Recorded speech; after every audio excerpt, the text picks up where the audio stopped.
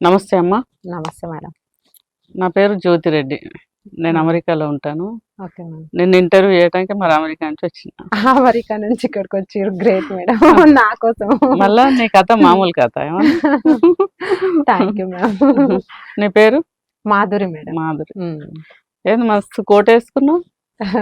Driving చేస్తున్నాను madam, అంటే auto driving చేస్తాను. ఆ, ఇంకా మేడం వాళ్ళకి ఇంటర్వ్యూ అంటే ఇంకా సరే అని అట్లనే షర్ట్ తో పాటు వచ్చేసినాను ఇంకా. ఓకే, మంచిగా ఉన్నది కదా. సో ఆటో డ్రైవింగ్ ఎప్పటి నుంచి చేస్తున్నావు? నేను 5 years అయింది మ్యామ్. ఓకే, ఎక్కడెక్కడ నడుపుతావు? అంటే సిటీ మొత్తం తిరుగుతాను. నేను ఉండేది పార్షిగుట్ట, సికింద్రాబాద్. సికింద్రాబాద్ ఆ, ఆ ఏరియాలో బాగానే ఉంటుందా గిరాకీ? అంటే షేరింగ్ ఉంటది అక్కడ. మ్మ్. అంటే పార్షిగుట్ట నుంచి అండ్ సికింద్రాబాద్ వరకు, రెట్టిపేల్ బస్ స్టాప్ వరకు ఉమ్, షేరింగ్ చేస్తాను. మధ్యలో ఏదైనా డ్రాప్స్ వస్తే కూడా అక్కడ వెళ్ళి అవి కూడా చేసుకుంటాను. ఉహు. ఉమ్. ఇస్తారా పైసలు? ఎవరైనా ఎగబెట్టి పోతారా? ఇస్తారు మామూలుగా అయితే. ఎవరో ఒకరు అట్లా ఎవరో ఇయ్యకుండా వెళ్ళిపోయిన సిచ్యువేషన్స్ కూడా ఉన్నాయి. ఆ. చూసినాను, వెయిట్ చేస్తుంటే ఇంకా రాకపోవడంతో ఇక వెళ్ళిపోయిన. ఇప్పుడు 5 ఏళ్ల కింద ఇప్పుడు ఉన్నంత లేదు కదా, ఇంత అవేర్నెస్ లేదు కదా, ఇంత ఎవరు పడతా ఏ పని అయినా చేయొచ్చు అనేంత లేదు అప్పుడు ఇంకా కదా. అంత ధైర్యం ఎక్కడిది నీకు? ఆటో నడపాలన్న ఆలోచన ఎట్లా వచ్చింది? అంటే నా సిచ్యువేషన్ అలాంటిది మేడం. అంటే కొన్ని ఫ్యామిలీ ఇష్యూ వల్ల నేను నడపాల్సి వస్తుంది ఆటో. దానివల్ల ఇంకా ఆటో అని నేర్చుకొని ఇంకా నడిపిస్తున్నాను. డ్రైవింగ్ స్కూల్ పోయినావా, నేర్చుకున్నావా? లేదు, మా హస్బెండ్ దగ్గర నేర్చుకున్నాను. ఆయన నడిపేదా? ఆయన నడిపిస్తారు. బాగానే నేర్పించిండు. నువ్వు ఇట్లా వెళ్ళగొడతావని తెలిస్తే నేర్పిస్తాడు కదా పాప. నేను ఎందుకు వెళ్ళగొట్టినాను మేడం? మరి ఎందుకు పోయిండు? ఆయన కొంచెం డ్రింక్ చేసి దానివల్ల కొంచెం మా ఇద్దరి మధ్యలో అడ్జస్ట్మెంట్ కాక గొడవలు కావడం వల్ల నేను తనని ఏంటంటే ఇంకా తెచ్చుకోవాలి, చెయ్యాలి, ఆయన నేను కూడా మంచి చేసుకుంటాను అన్నట్టే నేను కూడా అట్లనే చేసుకున్నాను. ఇంకా ఆయననే ఉండలేకపోయింది ఇంకా.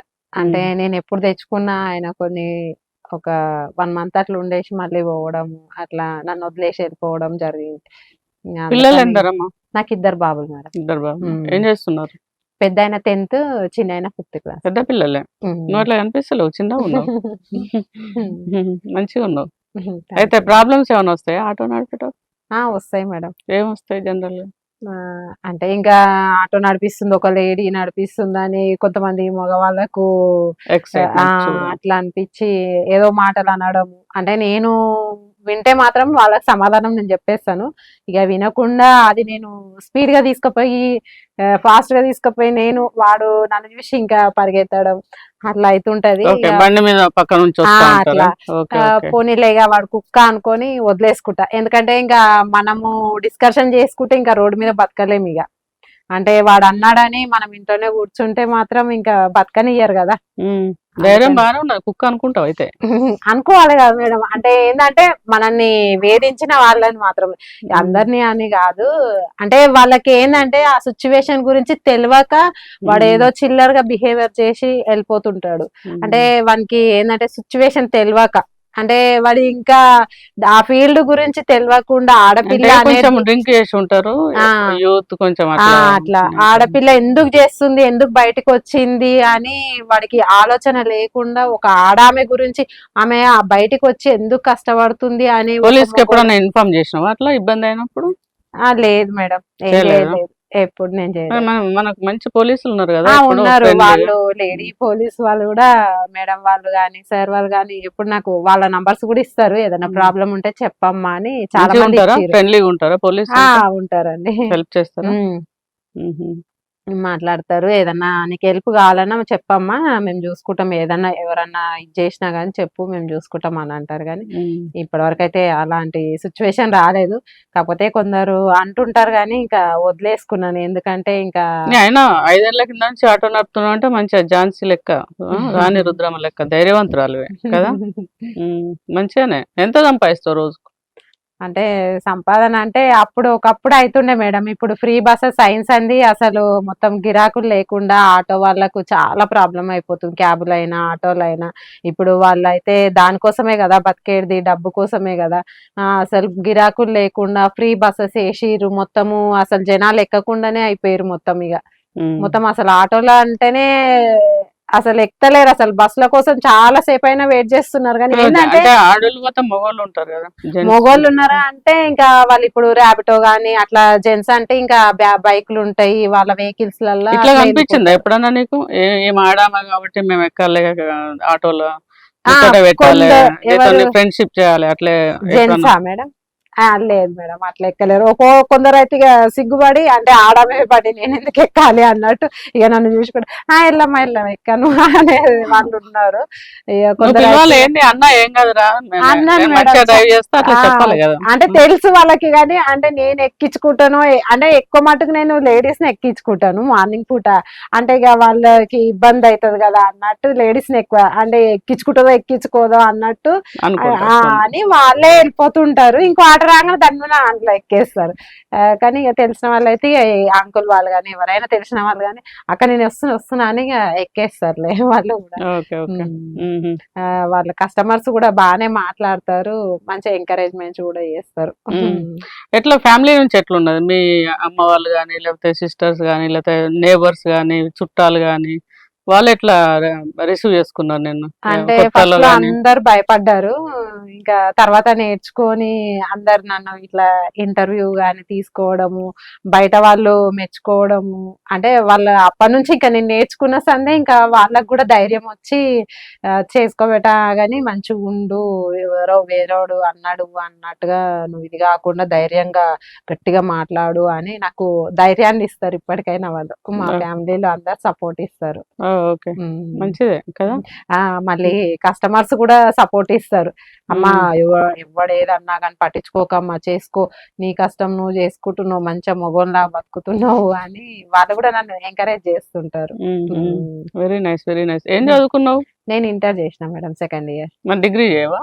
డిగ్రీ చేయలే మేడం, అప్పుడు పరిస్థితులు బాగా. ఎంత ఏజ్ నీకు? నాకు ఇప్పుడు 33. చిన్న వయసే కదా, చదువుకో, ఏం కాదు. అంటే ఈ టెన్షన్ వల్ల నేను చదువుకోలేను మేడం. ఇప్పుడు టెన్షన్ ఏముండదు, మంచిగా అబ్బాయి 10th చదువుతాడు, ఇంకో అబ్బాయి 5th చదువుతాడు, వాళ్ళని చదివియాలి కదా మేడం. ఇప్పుడు నేను చదువుతాను, ఏం కాదు, నువ్వు కూడా చదువుకో. అంటే మహిళా దినోత్సవం సందర్భంగా నాకు మాటి, నేను డిగ్రీ స్టార్ట్ చేస్తా ఓపెన్ యూనివర్సిటీలో. రోజు స్కూల్ కి పోవాల్సిన అవసరం ఉండదు, అప్పుడప్పుడు పోతే చాలు. అంటే నాకు ఇప్పుడు ఇంట్రెస్ట్ లేదు మేడం. నేను అప్పుడు అట్లనే చదువుకున్నా, అప్పుడప్పుడు పోడే కదా. నేను ఓపెన్ యూనివర్సిటీ చదువుకున్నా, పిల్లలు అయిన తర్వాతనే చదువుకున్నా నేను కూడా. ఏం కాదు. అంటే ఇప్పుడు నాకు కూడా ఇంట్రెస్ట్ లేదు మేడం. డిగ్రీ ఉన్నది అనుకో, నేను దానివల్ల లాభాలు చెప్తాను నీకు. డిగ్రీ ఉన్నది అనుకో, రేపు ఫ్యూచర్ లో నువ్వు కార్ కొనుక్కోవచ్చు, ఊబర్ లో కార్ నడపచ్చు. నీకు రావాలి కదా మంచిగా, అది ఆపరేషన్ చేయటం రావాలి కదా, ఇంగ్లీష్ రావాలి కదా. నువ్వు డిగ్రీ చదువుకున్నావు అనుకో, అవన్నీ చేయొచ్చు. రేపు నెలకు 50,000 సంపాదించవచ్చు. మరి వద్దా? ఎక్కువ డబ్బులు వద్దా? అంటే నేను ఇప్పుడు కొత్తగా ఆర్టిస్టును, ఆల్రెడీ ఆర్టిస్ట్. ఏం ఆర్టిస్ట్? ఇంకా అదో కళ ఉందా? అదేంటిది? ఏం చేస్తావు? అంటే అన్ని కొన్ని డెమో మూవీస్ చేసినాను, అందులో క్యారెక్టర్ బాగానే ఉన్నది. Demo movie? మూవీ అంటే వేరే ఇంకా మూవీస్ అవి ప్లేన్ పెట్టలేరు అప్పుడు. అందులో హీరోయిన్ క్యారెక్టర్స్ చేసిన 3 చేసిన. తక్కువ లేదు. ఇంకా కొన్ని మూవీస్ లోనేమో మదర్ రోల్ చేసినాను. మొన్న పెద్ద సినిమాలా చిన్న? మొన్న ఒకటి పెద్దది చెగువీర అని వచ్చింది, చెగువీర బయోగ్రఫీ. ఆ హీరోయిన్ కి మదర్ క్యారెక్టర్ చేసిన అందులో. ఓకే. 1 వీక్ చేసినాం అక్కడ, కడపలో అయింది అది షూట్. ఇంకొకటి వచ్చేసి హతవిధి మూవీకి సుమన్ సార్ తో కానిస్టేబుల్ క్యారెక్టర్, హీరో సుమన్ ఉన్నారు కదా, ఆయనతో కానిస్టేబుల్ క్యారెక్టర్ చేసినాను. కస్టడీ సినిమా మన నాగార్జున సార్ వాళ్ళ కొడుకుతోటి చేసినాను. అంటే తనతో కాకుండా ఆ మూవీలో చిన్న క్యారెక్టర్ చేసినాను, బానే ఉన్నది. ఇంకొకటి వ్యూహానికి ప్రతి వ్యూహం కొత్త సినిమా, జస్ట్ వాళ్ళ ఇప్పుడు రిలీజ్ చేస్తున్నారు, ఇంకా 90% అయిపోయింది. అందులో కూడా హీరోకి మదర్ క్యారెక్టర్, చిన్న బాబుకి. అందులో ఆ క్యారెక్టర్. ఇంకా ఇంకొకటి అప్పుడు ఈ ఆటో నడపవా షూటింగ్ లో పోయినప్పుడు? అంటే ఇంటికాడ పెట్టేసి పోతాను మేడం. అంటే షూట్స్ ఉంటేనే వెళ్తాను, లేదంటే మామూలుగా నేను ఆటో డ్రైవింగ్ చేసుకుంటాను. ఇది ఎట్లా వచ్చింది అవకాశం? అంటే నాకు ఇంట్రెస్ట్ మేడం, నాకు చిన్నప్పటి నుంచి ఇంట్రెస్ట్ ఉంటే అవకాశం ఇయ్యారు కదా. ఫీల్డ్ లో చాలా మంది 5 ఏళ్ళ బట్టి 10 ఏళ్ళ బట్టి ట్రై చేస్తారు, అవకాశం రాదు పాపం. బాగా ఇంట్రెస్ట్ తో పాటు ఒక యాడ్ లో చూసిన అన్నట్టు ఇట్లా కోర్స్ చెప్తారు కావాలని. అని ఆహా. అంటే అట్లా వెళ్ళి నుండి ఒక షార్ట్ ఫిలిం తీసినాను దాంట్లో.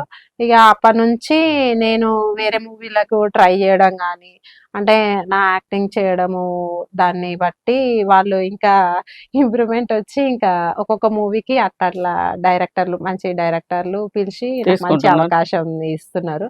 ఇప్పుడు ఒకటి రకీసా అని వేరే మూవీకి దానికి అసిస్టెంట్ డైరెక్టర్ గా చేస్తున్నాను. అబ్బో, ప్లస్ మామూలుగా లేదు.